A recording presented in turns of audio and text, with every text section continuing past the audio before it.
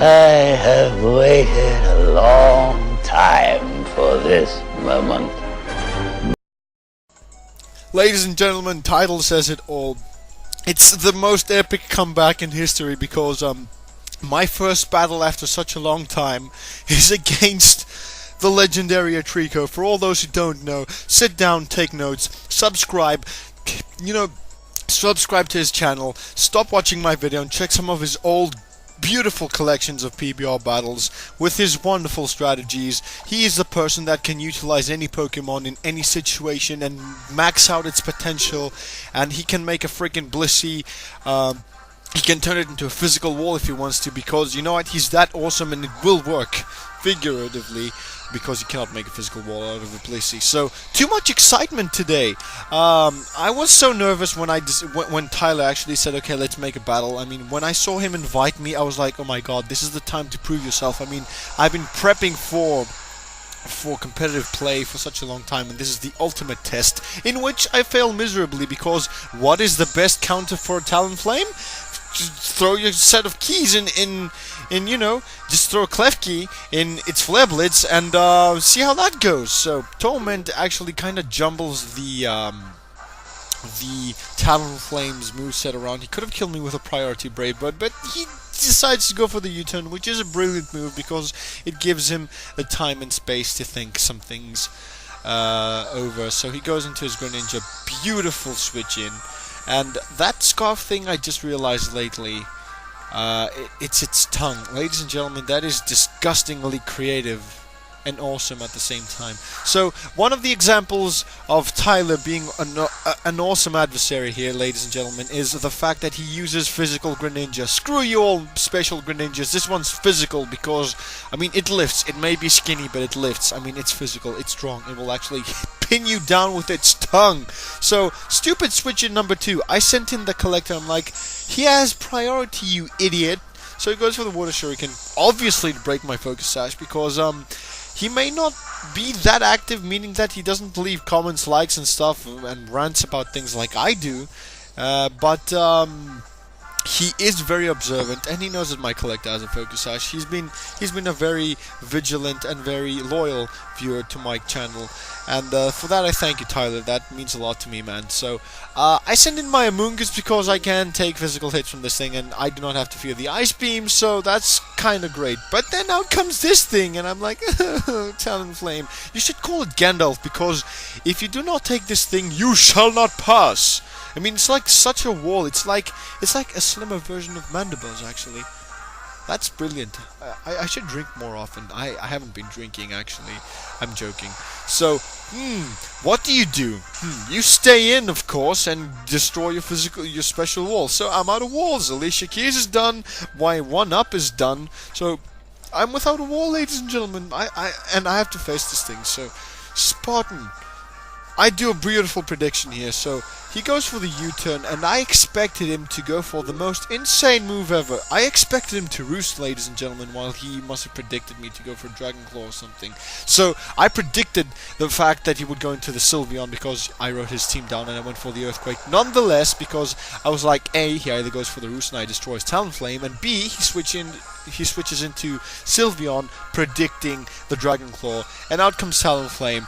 And you know what, ladies and gentlemen? Why not both? Why not both? So he goes for the roost, predicting me to switch out, and I'm like, nah. I actually out-predicted Tyler, and I'm like, oh my god, what is this? I was so excited at this and terrified at the same time. I'm like, here I am battling against one of the legends in this Pokemon franchise, and I'm actually doing quite well, although I screwed up with my walls. And when I saw this, I was like, wow, that is one big pumpkin. So I have to switch out because I do not want to be wisped. So best wall for this thing since ever is Volcarona. Now, a quick weird fact, Volcarona is airborne, but still he manages to get some health sapped. Pokemon logic, I do not know how to deal with it. That is one big pumpkin. Did I say that that's one big pumpkin, ladies and gentlemen? Yes, I think I did. So out comes Skarmory, because I can wall this thing all day long with Skarmory. You can wisp me, I don't care. I will toxic you, and you will die to poison, because pumpkins do not like to get poisoned. So out comes Batman. in yellow tights. I mean, he must have forgotten the rest of his suit and he's in his pajamas or something. So he goes for the grass knot, which is a beautiful prediction, and almost kills my Spartan, and I'm like, Spartan, will you die? Will you die? And she's like, no, I'm disciplined. I will not fail you, master. But the thing is, Lilisk lives. It lives with the focus. Sasha, I'm ruined. So I have to sacrifice my Volcarona. Oh my god, what the hell am I talking about? Volt Switch, he out-predicted me here. I should have stayed in. Oh well, what can you do, ladies and gentlemen? What can you do? He predicted me to switch out beautifully. He made a beautiful prediction there. So what did I go for? Oh yes, I switched out because I do not want to be taking a waterfall shuriken Alaxem from that thing. So I have to sack Spartan. I'm like, Spartan, you have to sacrifice yourself for Sparta. You have to sacrifice yourself for the rest of the Greeks so that we can defeat the Persians in the future. So she's left with 6 HP, and I get insult critted with a water shuriken. With the last hit, the third hit was a critical hit. I mean, this is like the insult to Sparta, man. So Collector shall avenge, and he goes for the U-turn beautifully here. So I'm like, I should have gone for it, and I forgot. You know what, ladies and gentlemen, let us not forget how much of an idiot I am. Okay, so do I go for the swords dance, predicting the U-turn? I go for the full frontal assault with an X scissor on an AG slash. I didn't even scratch that thing. I mean, Collector's horns went blunt because it smacked its face on AG Slash's shield. So I have to switch out of here because I don't want to lose my bug, because it's important, because it can deliver some serious hits. And out comes Volcarona. So, ladies and gentlemen, why do I go into Volcarona? I know that I will not be able to kill this thing, so Volcarona, I'm hoping for flame body hacks. Ladies and gentlemen, I got flame body hacks. That's why I switched in Volcarona. 30%. The hacks gods today looked at me and they smiled, and they were kind enough to say, okay, I'm gonna hacks you today, and for today only, because next time you're gonna be my bitch and I'm gonna hacks against you, right? So a burnt shadow sneak will do completely nothing to my Skarmory because it's a big bird of steel. I mean, this is Tony Stark's bird, man. I mean, he had a parrot and he made a suit for this thing too. I mean, I think I had an opponent that named his Skarmory Stark somewhere in my videos. I don't quite remember, but I remember. Okay, go figure. I have a beautiful opportunity to set up my spikes. As I said earlier, I can wall this thing, and I go for Toxic. I miss horribly. So, another thing.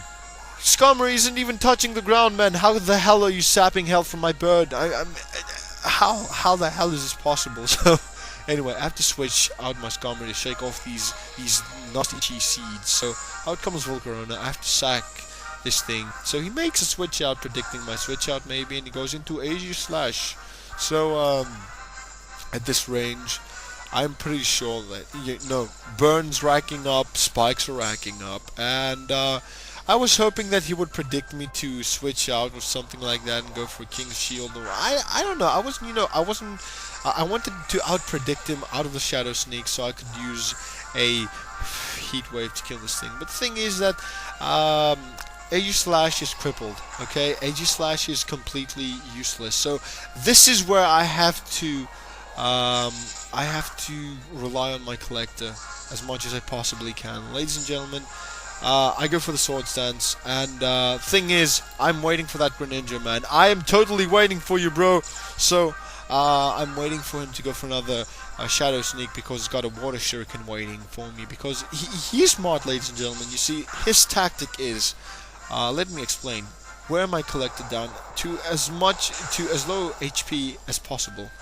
So I can kill him with an Earthquake, sacks his AG Slash, sends in Greninja, which is the obvious switch in, to kill me with a prioritized Water Shuriken. Now, Shuriken is Japanese, but I like pronouncing this thing with a Russian accent. So Heliolisk was with 1 HP. There are spikes on the floor. I mean, there was a spike that actually tore through its legs, and it couldn't take the pain, so that's why it died. Okay, so next thing, out comes Greninja, and he comes with a Water Shuriken, and I'm like, please, Hacks Gods, I call up to you again. Please do not make this a 3-hit KO. And you know what? They actually listened to me. Collector, Collector lives with 8 HP. 8 HP.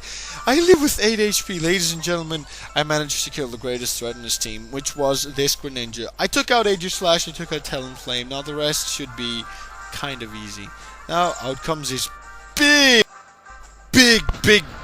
fat pumpkin. I was so terrified that I told my mom, do you know what, never make pumpkin pie for me again. And at that moment she was actually preparing to put some pumpkin pie in the oven. I was like, no woman, take that out. I mean, it could come alive and could haunt me with phantom force and trick or treat and stuff. No wait, that's Diantha's girl, guys. Oh my god, my brain is fried. So out comes Skarmory, Tony Stark's parrot, pet parrot with armor, man, of titanium alloy.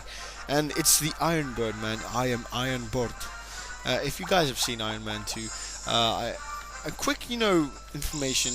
The reason why I picked up this weird Russian accent is because of Mickey Rourke's impression that he did in Iron Man 2. I loved it so much that I just loved it, so I just went crazy. So I decided to imitate it. Quick thing about Leech Seed. My Skarmory is barely touching the floor, man. I mean, I just roosted and I'm still airborne. So how the hell do those seeds sap me? It's weird. So this thing sends out this purple flaming thing, and I pull out this berry, the lumberry, and I cure the burn, and it's awesome. It's great. It's perfect. So all I have to worry about is Leech Seed, but not to no avail, because I know that the Toxic is going to build up. He doesn't have any other Pokemon. I took out his Sylveon, I took out his Talonflame, his Greninja, his Aegislash, I took out his Heliolisk. All he has left is this Gorgeist, and what else did he have on his team? I'm actually kind of forgetting. Oh well, you know me. So, thing is with this thing, ladies and gentlemen, it's gonna be quite a stall war. So I'm gonna roost to full health all the turns, and ladies and gentlemen, I'm gonna go for the Steel Wing. And quick information: in future battles, you will see how unlucky my friend Tyler is with Will-O-Wisp. He missed the first turn, and he managed to get a second one on the second one, but not that it matters, because he's at a range of HP where in 2 turns he will die from toxic damage. So I will take that time to make a little checkup on that little message I left the other day, and I know that I disturbed a lot of people due to the insolence I had about talking with... I was actually pissed because you guys got some stuff from the Pokebank, so you're like, I got Latias and Latios, so I'm not going to put a Solgio on them, but they're still fucking powerful in the OU metagame, which they still should be Ubers in my... according to me, they should still be Ubers. So if I don't put the Solgio on, it's all legit. So thing is, I didn't know it was OU, but I still do not agree entirely. I'm sorry, Cinema, but I still do not agree. I mean, like, it's like swimming in the water, you see a big dorsal fin coming your way, you know it's a shark, it's gonna eat you, and you say, okay, I'm gonna close my eyes, and the shark disappears. It's the same thing with the OUs. So, anyway, aside from that, I want you guys to thank Craig for the beautiful artwork he made for my channel. I love the Scolipede and the trainer and all, so I will see you guys next time.